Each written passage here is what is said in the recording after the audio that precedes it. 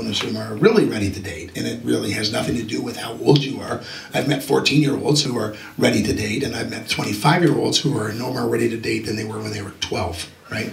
And so I would say you're ready to date when you've come to the place of understanding, first of all, what the purpose of dating is, why you're doing it, where it's headed, and then what are the non-negotiables for you. So what are the open hand and what are the closed hand issues? I'm talking about then what you're willing to do while you're dating and how far you're willing to go and what do those things mean and when will that happen so that you don't find yourself in bed with a girl 4 months before you're getting engaged because you never thought it through. You never come to scripture. You never thought about purity. You've never thought about all those kind of things. And so I would go back to until you're ready and you understand what those things are, you're not ready to date.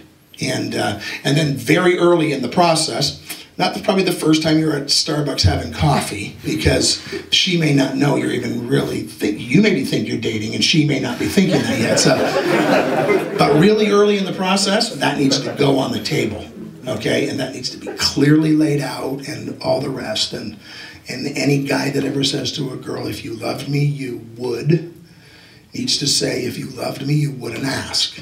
Right? And so those are just some things that I would say. And then the other thing, as believers, because I just talked a lot about the physical stuff, because that's usually where we get into trouble. But the physical, you end up in trouble physically because you're in trouble spiritually. And if you think you can date a non-Christian and bring them to Christ, first of all, I don't believe that's honoring to God from the get-go. I believe it's wrong for a Christian to marry a non-Christian.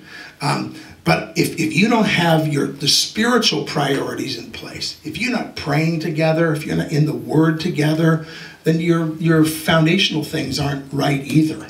And so those should be easy topics for two Christians. You may not be at the same place. You may be wrestling with some things.